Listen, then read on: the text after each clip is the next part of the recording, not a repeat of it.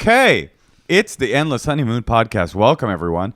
I am your host, the only host, Moshe Kasher. No, there's another host, Natasha Leggero. Oh yeah, you're married to me. Yeah. How's that been going? Oh, it's good. Good. I had a question for you. Yes. I fell the other day. I fell down onto the ground. I hit my ear. I twisted my ankle. I banged my knee. I sprained my ankle. And one thing I thought was, how fuckable did you feel I was when you found out that I had scrubbed like an old man? When you were hobbling around Solvang with a cane? Well, I will say that I did fall holding a wheel of fortune. Does that bring any whimsy to the injury? Listen, I can never tell how sick or injured you are because, like, if our daughter even, like, steps on your foot, you're like, ow! What? Is that something you're straight up making up right now for content? No. I don't like being hurt. One thing that's interesting about you is that when I go out, you do not show, I would say, any compassion. Well, you're the one who told me about boy flu. Boy flu. Do you guys know about this? Boy flu? Apparently, it's when any boy, it's a thing that women complain about. Or man cold, it's also called. I haven't heard that. Is that real? Man cold? Mm-hmm. Man cold? Yeah, it's like basically like... Isn't that just HIV? Basically, when a woman is sick, she kind of like gets through it and does her thing and still takes care of the family. But when a man is slightly compromised physically, he's like, oh, like laid out like a little boy needing mommy to bring him chicken soup. Mm-hmm. I made the mistake of telling Natasha about... Do you think that I'm guilty of boy flu? Yes. I made the mistake of telling Natasha about this concept, and she's really latched onto it. But the truth is, I've been keeping score, and you're incapacitated far more often than me. No, when I had COVID, you were like, get Uber Eats. That's what it's for. No, you were... As opposed to like, I would make you tea and like keep asking if you wanted something and feed you oatmeal, you know, whatever you needed. I feel like I brought a lot of things, but what you seemed to want me to do was to get COVID from you. I would put things like in the area where you were isolated. I mean, I was with our kids, so I was trying to make sure she didn't get sick. And by the way, she didn't. We didn't get it. I think we all know that you can't get COVID outdoors on a windy day. That's what you say, but I worship COVID as a god, a dark god that is coming for us all. No, I think that you're changing the subject. You're incapacitated more often than me. By far. You're like, I have migraines, me got cramps, and I'm very good about that. Me bring you juice, me bring you what you need. But when I need a day off, suddenly I'm an unfuckable mess. Oh, so you weren't sick, you needed a day off. No, I'm saying I was okay. I was physically I was incapacitated, and in that state, I needed to engage in the ritual of rice. Rest, ice, compression, elevation. But the day before that, you had like a tummy ache. I had something else going on that was unrelated. Things happen. Bad things happen. You know, there's randomness in this universe. All right. Well, I'm happy to take care of you. I'm Italian. I'm a natural-born hostess, caretaker. That's true. Homesteader. You're a homesteader. I'll do whatever Trad it wife. takes. Whatever anyone needs. And also, I forgot to say, I was really inspired by the Martha Stewart documentary. I know I already talked about this, but the thing I forgot to say that she really inspired me by is she said, maybe about 5 times in the documentary, I learned something new every day. I learned something new every day. Are you doing an impression? I don't know. She just said it in a very like matter-of-fact way. Do it again. I learned something new every day. I said, I learned something new every day. Can I try it? Sure. Hold on. I learned something new every day. That sounds like Stephen Hawking. Listen, I learned something new every day. He did actually learn something new every day. And you know what he had? He definitely had the boy flu. Well, that was not a boy flu. It was a long boy flu. Lou Gehrig was a boy. Well, listen, I want to start learning new things every day. Have you done it since you were so inspired? Have you learned a new thing? No. Yeah. I bought supplies to make sourdough. Oh, you have a sour... No. You're not even saying it as incriminating as it should be. You procured sourdough starter from a local family, and you have been staring at it with grave intimidation in the refrigerator ever since. And you have suggested that perhaps the sourdough starter process is so complicated. It's in order to sabotage women. Well, it's like an animal in the fridge. I have to feed it. It's not an It's so animal. intimidating, and I don't understand. I mean, my friend explained to me how to feed it. Apparently, you put 2 tablespoons of sugar in it once a week. And this is Natasha's tapping out after listening to Martha Stewart. But I did go to Williams-Sonoma and buy a lame, which is like some kind of special knife to like poke the sourdough. And then I also bought rice flour, which I bought all the ingredients. I did all the flour? easy What's part. that for? Well, she said rice flour was easier to sprinkle all over it than regular flour. And then Moshe started shaming me because we have 6 different kinds of flour. I was flour shaming because I was going through our cupboards the other day, and there are about 50 pounds of flour. No. There's all-purpose flour. There's other all-purpose flour. There's bread flour. Bread flour. There's whole wheat flour. There's rice flour. Gluten-free flour. Do you know and the last almond time that Natasha made anything with flour in it? It's been decades. Well, it's not during our marriage. No, here's my problem. Buying the supplies is an easy part. And it makes you feel like you're accomplishing something, but you haven't quite done anything yet. No, that's right. So I bought all the stuff. I've procured the supplies, but now I was trying to, because I don't understand how to feed the starter. And she said I just broke it down. It's No, but 2 tablespoons of sugar every week. That's not what she told me. It's something like water or something. Oh, water? I don't know. Oh, mamma mia. And how did they do it in the old country? So now I was trying to buy all the supplies by Monday, which is today, before the starter needs to be fed. And now now I need a kitchen scale. So then now I bought the kitchen scale that should be arriving Tuesday, but that's 2 days past when the starter should have been fed. So I'm like, should I spend all day trying to make this bread with bad starter? You know, or is 2 days not that big of a deal? I just realized what the woman flu is. What? It's when you it's weaponized incompetence regarding the internet. When you go, oh, I don't know, I don't even know what a password is. Oh, is it? I don't know. Is there a formatting on Microsoft Word? How do you print a thing? What's a printer driver? That's the girl flu. It has to do with technology. No, I don't think all girls are like that. But I will tell you, myself, I would do all the laundry. I do the sheets. I fold your socks. Do your underwear. I don't need my socks folded. They certainly need to be paired up because every single one of them is a different color and stripe and whatever. So I do all of that. Can't you just print things out for me, sign me in for my flights, and I do all that. Memorize my passwords and just log me into things when I'm confused? These are things that I do. Can't you just bring me broth when I have a sprained ankle and a little tum-tum ache? All right. Well, listen, we have people who have written in questions that we want to get to before we take our calls. So why don't we read one of these so we can this check one's them funny. off the list? The one that I picked out for this intro actually is directly connected to what we've been talking about. LTPDX writes, how do you get men to do more chores? I thought you would have a lot to say about this. I actually do. I thought you would. Okay, so here's what I decided recently. Moshe likes to. I don't want you to get mad.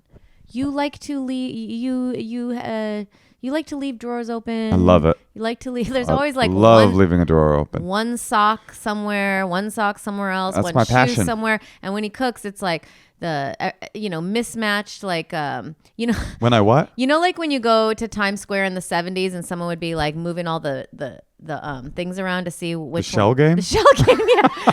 When you use spices, it's like the shell game happened, but with 40 different spices. The food tastes great. What do I use the spices for again? No, I know you're cooking for us, but I'm just saying I've do never you cook seen for us? anything like it. Like, where the spices go is, the sock is there. Everything is like moved around. I put the socks in the spice drawer, Yeah, and you'll find cumin in the hamper. Is next level. Yeah. And I realized okay, that's never going to change. So it's easy for me to do it. I put on an audiobook. I go in there. I unshell game the kitchen.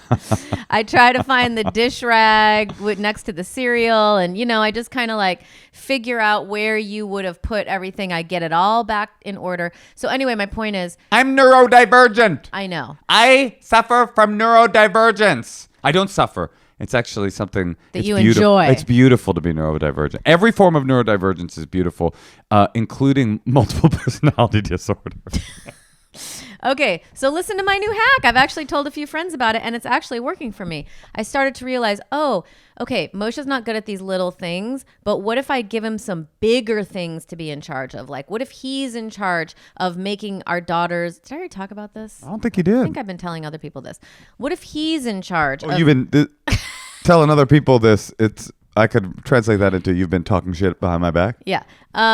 What if you're in charge of making her lunch every night? I know you can do that. I know you'd make it cute, and you have been making it cute. Yeah, I've been making it cute. What if you're in charge of doing the grocery shopping You know what's week? crazy, though, is the other day I sent our kid to school with a really nicely packed school lunch, but when she opened it up, there were 4 socks inside of her lunch pail. Okay, listen. I'm just saying. So now I started an email thread. You have an email thread? To you. Oh, to me. I thought you says, meant to all your friends talking shit. To do. And anything big and annoying, like a printer needs to be set up. I don't know how to do that. I don't want to do it. So I put it on Moshe's to-do list, and it's like a ongoing thread. He can check it whenever he wants, and then he loves putting in bold that he took care of it. You know what I call that, Natasha? What? A honey-do list. I know, but honey do this, honey do that. You ever get the feeling that you're living in the basic nightmare of your teenage? Like if you thought that you would have a honey-do list of lunches to pack when you were a young goth. Listen, for all the 20-year-olds out here listening to this. Yeah, do fentanyl. Just do fentanyl and go listen to Black Coffee at a bass festival. Don't do this. Don't live like we're living the American dream. Natasha, I think that's a great idea. Yeah, that's right. Just put him in charge of the bigger things that you don't want to do. It seems like what you're... yeah, I'll speak to this, actually. Because I think that a thing that happens, and I'm sorry that this is so gendered, and I know that there are couples out there that are same gender and multi-gender and blah, blah, blah, and maybe this applies less. But I do think there's a thing that happens where women, but I think men do this too, they think a thing is obvious. And so when the person doesn't do the obvious thing, they resent them and think that they didn't do the obvious thing because it's so obvious that if they didn't do it, the only excuse they would have for not doing it is being inconsiderate.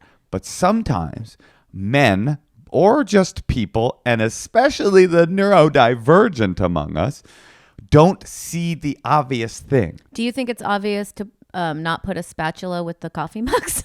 This is exactly what I'm talking about. It seems obvious to you, but somehow, so the only logical explanation to a person for whom this seems obvious is the only reason you wouldn't do this is because you don't care about me and you're being inconsiderate. But actually, it has nothing to do with you at all. It actually has to do with overlooking a thing that's obvious or not being able to see things in a particular way. And so sometimes, and I don't think this is just about men, the more I say it, but sometimes it is imperative to say the obvious thing. If you want the person, and without comment, if you want the spatula not in the sock drawer, rather than say, why is the spatula in the sock drawer? Don't you know spatulas don't go in the sock drawer?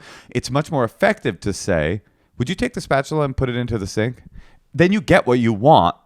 Unfortunately, you didn't get to teach the person the lesson, but that was a hopeless endeavor anyway because their brains aren't wired to be able to learn the lesson. So you just say the thing. And what you're saying, I think, is perfect. Is you identify what you think that you would like the person to do, and rather than assume they will do it, say, would you do task A, B, and C, and give them those tasks? I think that's the recipe to happiness. And don't make them things that you know that they never do. Yeah, like I'm not trying to get you to log into Gmail. That's too complicated a process for you. You know, I mean... I'm logged into Gmail. If I logged you out and I died, if I logged you out of your Gmail, got on an airplane and it crashed, you would switch to Yahoo Mail. That is true. Folks, we got a caller on the line. I think this is a perfect time for us to take a call. Natasha, you feel up for it and ready? You juiced up and lubed up? Yeah, I'm juiced and lubed. Let's do this. Hey, Tosh. Yeah, Moshe. I've been thinking a lot about my gut lately. Honey, you don't have a gut. No, not that kind of gut. The inside of my gut. Oh, well, you do have a leaky gut. My gut barrier integrity, my gut microbial balance, my things like that. Gut health, honey. I feel like when I was little, we were into when I was like a teen and early 20s person, I was kind of into going to see cool bands play. Now 20-year-olds are into their gut. It's all about gut health. It's all about it. If you've got any gut health related concerns, or just want to improve it, you got to try DS-01. It's formulated with 24 clinically and scientifically studied strains to support whole body benefits, including that gut health, skin health, heart health, immune health, in just 2 capsules a day. We're talking gut health, skin health, heart health, immune health, gut barrier integrity, gut microbial balance, and micronutrient synthesis. Are you horny yet? Seed has created DS-01, and it is a 2-pill-a-day supplement to promote that gut health. I trust Seed. I've taken theirs. Probiotics work. I know that my gut is balanced. I know that my breath is nice, and I know that my shit doesn't even smell that much. Get ahead of the new year with a routine that helps you now by going to seed.com/honeymoon and use code 25honeymoon to get 25% off your first month. That's 25% off your first month of Seed's DS-01 Daily Synbiotic at seed.com/honeymoon, code 25honeymoon. Okay, we are going to call Ellie in Madison, Wisconsin. Very close to Rockford, Illinois, 45 minutes, I might say. Natasha, you asked me whether I like your new glasses, and I do like them. I will say this, that you don't have... Ellie, what's up? Hi. Hi, Ellie. Who do you like What's more, up? me or Moshe? Why ask this question? Ellie, don't answer. You can't do that to me. Yeah. No, it's not fair. You're calling from the office, I see, huh? Yeah, I'm on lunch break. You look cool. This is like a cool modern kind of office situation. Yeah. Yeah. Do you guys have like cool wall-less gathering rooms where you play like original Pac-Man and stuff, and the CEO comes and tells you about doing ayahuasca? Oh, like Google? Yeah, kind of like Google. Yeah, like Google. Do you work at Google? No. No. For a university, so a little bit quieter than that. Looks cool. Okay, well, listen, we really want to help you today. What's going on? So I have been married for just like a little backstory. I've been with my husband for 10 years in whole. We've been married for 3, and we have a 2-year-old. And so I recently brought up to him that I was interested in doing couples counseling. Not so much because I think we're not like having a ton of issues or anything like that, but like I think communication is really hard in a relationship. And I think especially we've had a lot of different changes. And so I think and I have a tendency of like letting things fester and then getting really upset. So it's kind of like a me thing too, but also I think him and I could improve on our communication. So I brought that up to him, and I just think it's healthy too for couples to go like every month even, just to kind of lay things out on the table, because I don't want to be like an angry, bitter old lady down the line. No, it definitely and so I is brought that up. good. Yeah. So I brought that up to him, and he was not a fan of the idea. To him, he sees it as kind of like a final resort for right before divorce. And he said, "We're not there yet. We don't need that kind of thing yet." He just sounds I'm cool. in Wisconsin. No, he sounds cool. I'm on his He's side. I awesome. wanna No, say- but no, He is. it's cultural though. It's like he just doesn't, it's like it just has to do with how you grew up and who you know that's doing. Like in LA, Yeah. every single Yeah. person is in couples therapy. But- And I have friends who are like, if you can afford it and you don't, that's lame, but it's like it's just all. I was only laughing because baked into his premise is the idea that you should wait until you're on divorce's door and then you should start doing stuff. It's like it's an inherently flawed proposition. What he's really saying is I'm uncomfortable with the idea of going to couples counseling. But I love it because it's the kind of framing due to fear and discomfort that becomes incoherent. It's like, oh yeah, that's just we should only do that when we're about to get divorced. It's like we don't want to be about to get divorced. No. Yeah. That's the whole point, is that I don't want to get to that point where I'm even thinking of that, because he's so wonderful in so many ways. But it's like, well, this is just something that's gonna, I think, better our relationship. And Do you have so basically you want to know how to talk him into couples therapy? Yeah, because I almost thought of just scheduling an appointment and saying, That's here. a great idea. Springing it on him would be cool. If you invite him out to coffee one day and then you're like, oh, yeah, it's this really cool coffee shop up in this little office building. And then you walk in and you sit down on a couch and like an old Jewish man is there and like a light comes on Mm-hmm. and he's like, has a Yeah. notepad. He's going to like that for sure. I mean, I have some thoughts.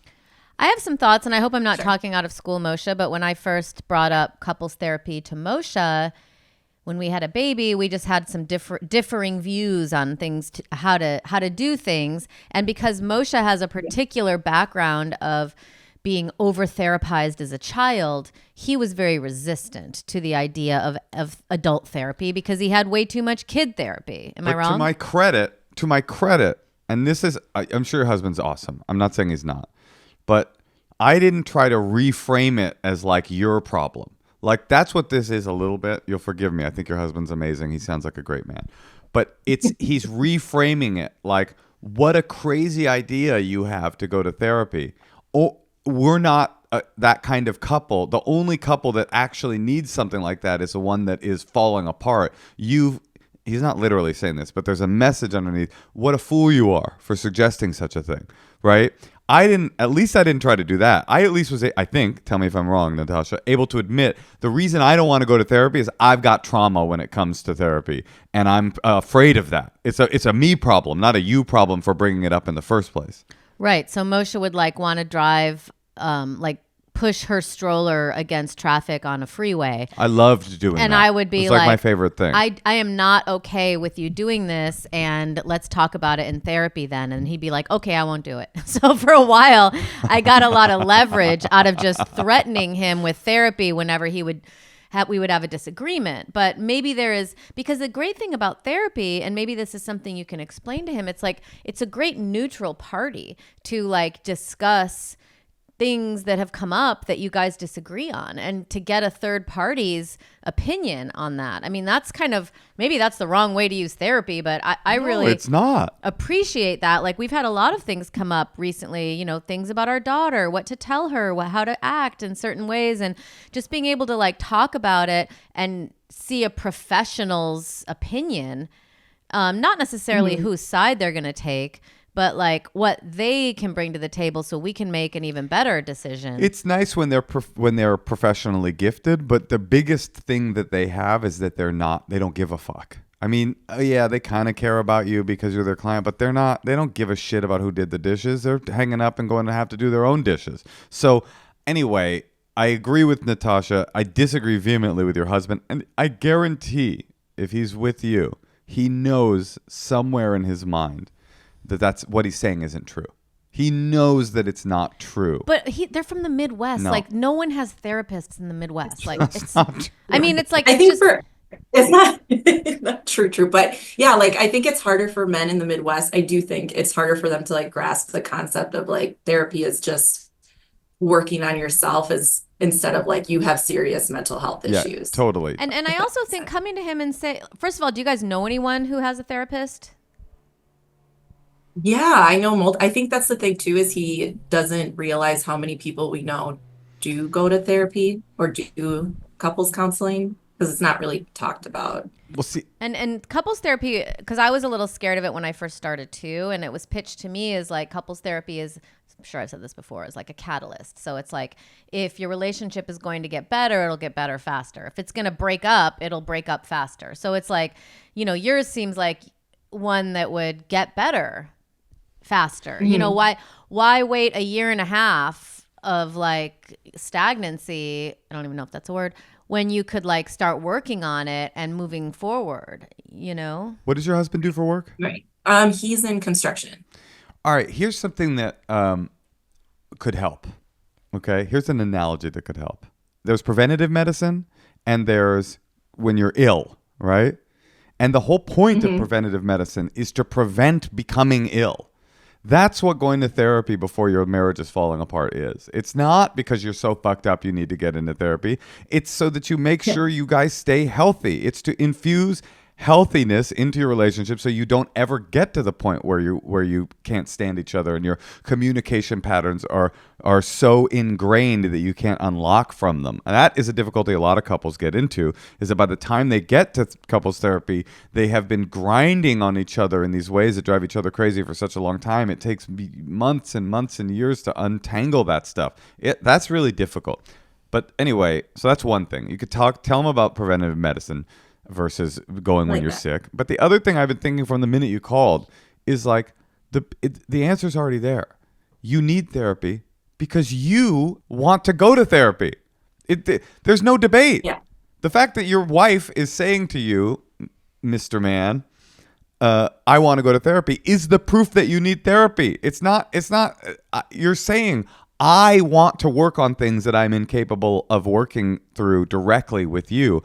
I need it. And so that is, I think if you frame it like that, not quite that confrontational, because it's easier for me to say. He'll be like, well, then you go. Well, maybe she will.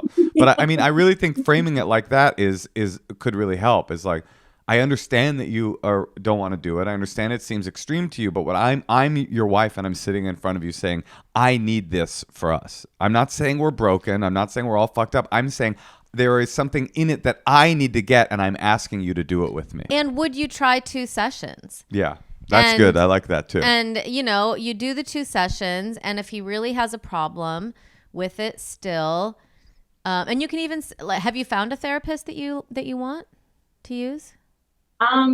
No, not necessarily. That's the thing too, is I think it would need to be a really good therapist and not somebody who's, I don't know, kind of just going through the motions, I Of guess. course, I mean, I know course. they're all, And you might want a woman. You might want a man. I don't know.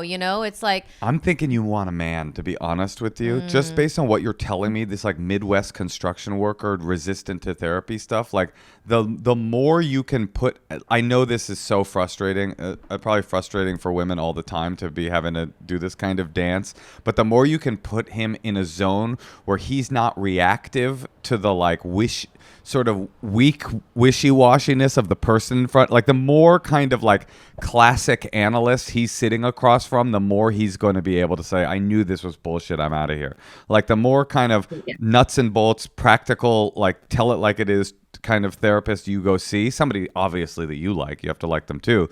I think the better off you'll be, where he's not, because he's going to go in there with his defenses up, thinking that he's going, to a mental institution to be analyzed for being all fucked up, because that's what he thinks. People that go to therapy are all fucked up. And the more he can realize, no, this is just a means, it's a medium for us to like have deeper communication. And that's the other thing I was thinking, is therapy isn't just to fix problems, it's to make things better. It's not just to fix what isn't good, it's to make things go deeper and find, that's the ideal of therapy, is to grow in intimacy and grow in closeness. And so he might not understand that yet, because his framing of what therapy is it's just for when things are all bad. But framing it like that, like, no, it's not just that I want things not to be as bad as they are, it's that I want them to be even better.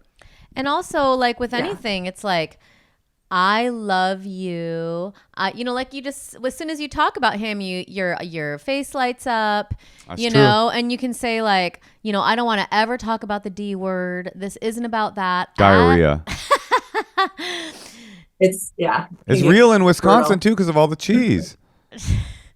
No. No, our stomachs are used to it. Oh, that's They've, right. like, It's when I go to years. Wisconsin. No, Yeah. I'm sorry. I Yeah, misunderstood. you would have to take a lactate. Yeah.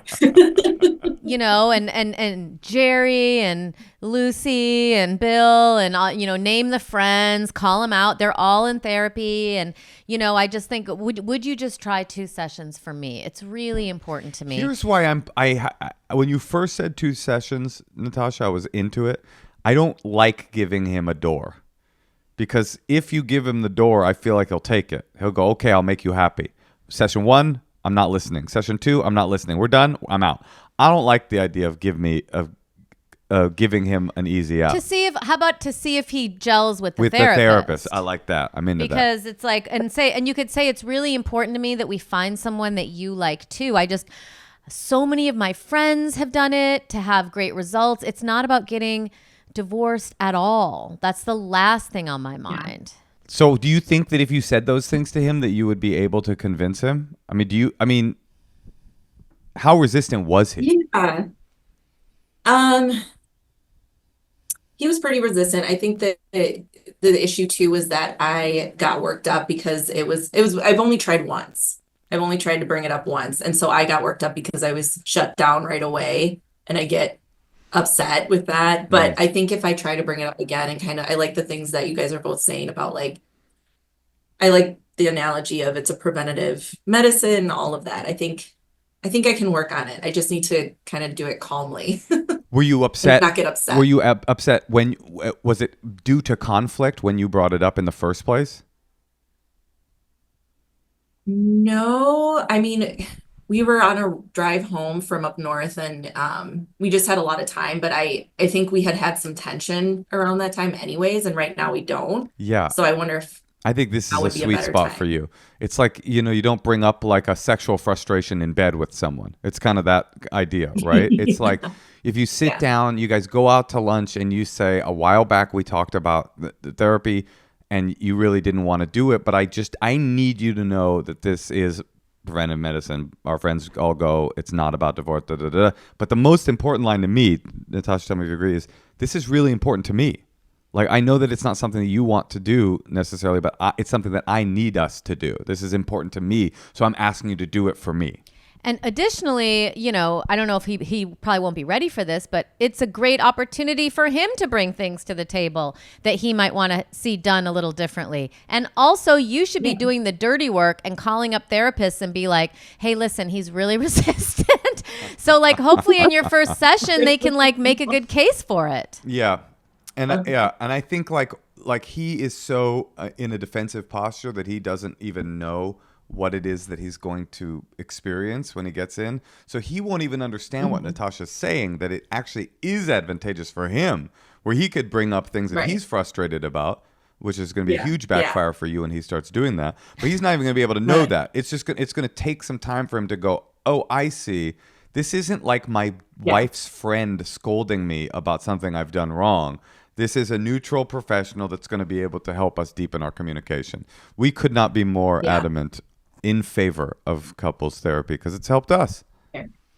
Yeah. It's definitely I think helped he me. sees it as like, oh, it's going to be an attack on him.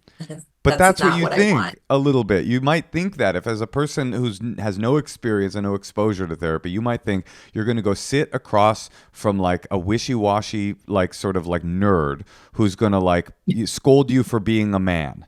Honestly, that might be what might be what he's thinking. I'm just going to go in there and somebody's just going to tell me I'm a toxic jerk. And it's like, once he experiences that it's not that, and that there are advantages to being able to communicate with a third party, he's probably going to turn around and go, God, I can't believe I was so resistant. That was really awesome. And if he doesn't agree to it, you can say, okay, well, listen, I am Going to divorce you. No, you can say, I want this so much. I actually called this really amazing podcast to get advice about it. So then play him this little segment.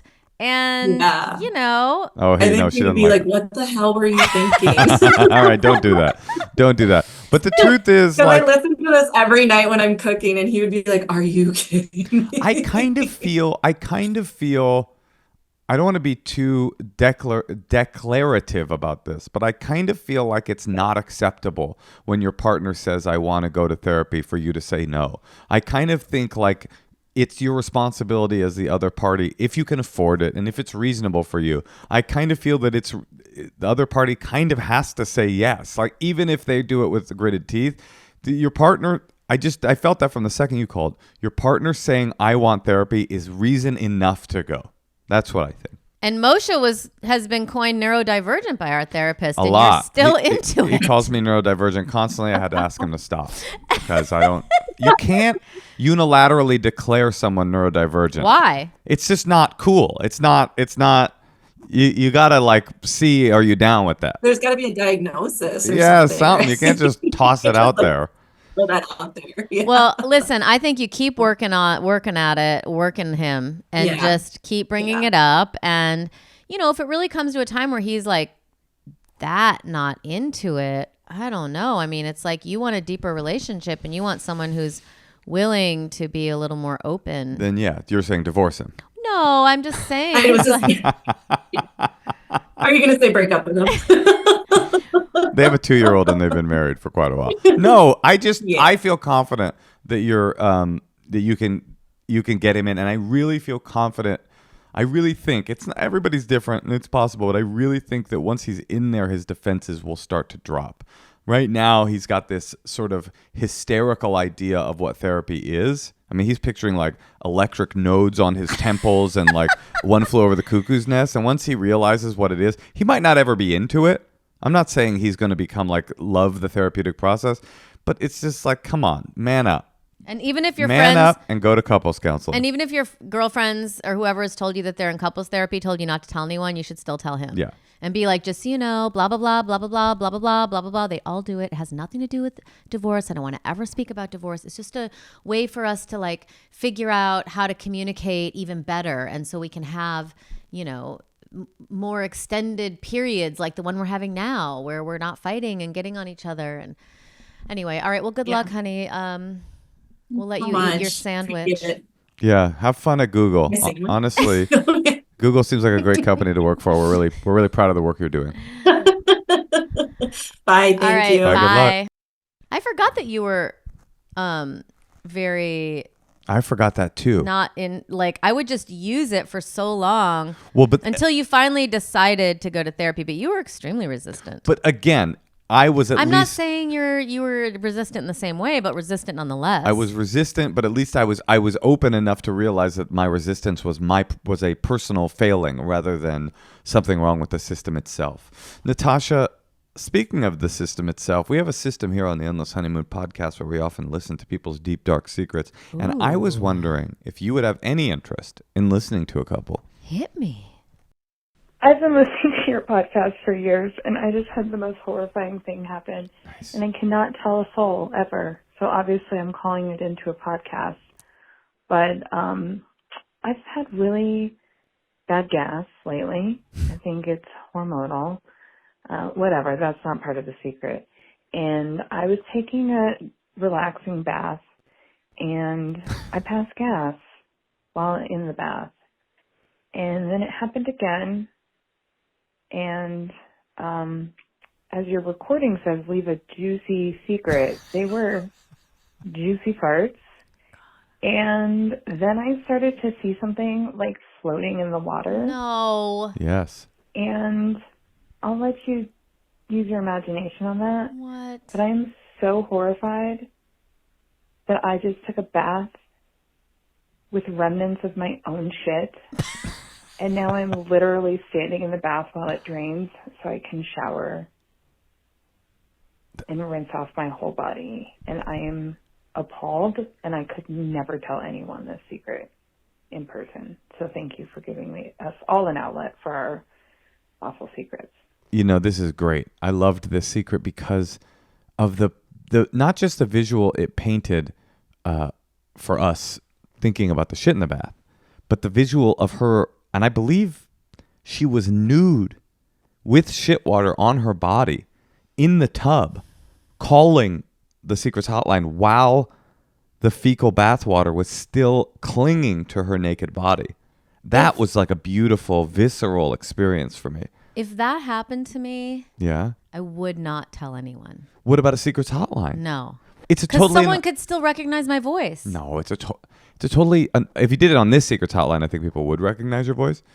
By the way, I would tell everyone, and that's the difference between us. I would try to write a joke about it. Well, of course, every man thinks it's funny to shit your pants. So By the shitting way, the tub. Shit in the tub, taking I've a never brown even bath. seen my kid do that. You taking a brown bath? Oh, Dude, man. by the way, speaking of our kid, and it's so funny that she called in at this time in history because I just the other day taught our daughter the word shark.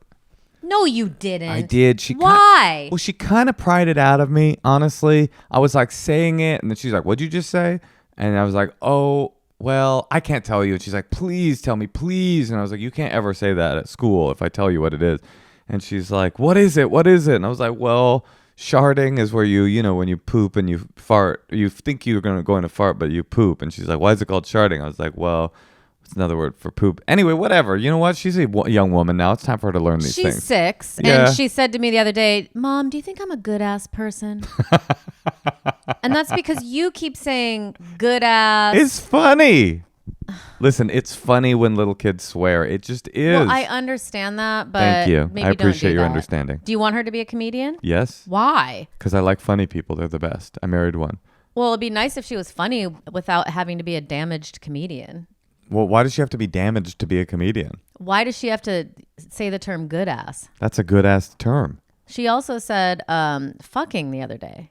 Well, she said, I'm going to close this fucking door, but that was as a joke because I said inadvertently said like, oh, this fucking something. And she'd go, you said the F word. And then she said that. I think that's pretty funny. I don't blame it all on me. It's not like you have a clean mouth. Aren't you the one who has the famous toilet babies joke? Anyway, should we hear another secret? Okay. Hi, Moshe and Natasha. I am calling for the secrets line, obviously. I am a, dyed-in-the-wool liberal Democrat, voted for Kamala, of course. Always vote Democrat. However, and I did this election also, but I think where things went wrong is I got Chick-fil-A on election day. And in the karmic scale, I feel responsible for Trump's success in that I ate a spicy chicken on election day. Okay, thanks. I don't feel any better having that off my chest, but appreciate you guys. Okay, hang in there. Bye. This is why the right hates us. Why? We sound like fucking idiots. She thinks because she ate Chick-fil-A, she's got bad karma and Mercury's rising and she's a Sagittarius and she shouldn't have had the fucking Chick-fil-A with the Bible verse and what's going to happen. And she probably sent, no less than 20 embarrassing texts on election day, making sure that all her friends were okay because Trump got elected. It's like, they just think this is funny. What's your take? No, I mean, that's a good take. Thank you. That's a good take. Somebody, what can I say? I think you're right. Hubris. I don't think that the Chick-fil-A did the trick. I don't think it did. I think it was some deeper. I'm sure she doesn't either. I'm sure she's just being a little silly. But Chick-fil-A, I did try it recently for the first time. I didn't eat it for political reasons. I just never got around to it. I gotta say, shit is pretty banging. And if we need to bring in a new confederacy and turn into a weird crypto-fascist state in order to have them spicy chicks, it might be worth it. How about another secreto? Let's hear it. Hi, guys. Long-time listener of the pod, has listened to absolutely every episode ever. I love it so much on my way to and from work. I just wanted to let you guys know that I think my secret is catching up with me. I have been stealing supplies from work. Who doesn't?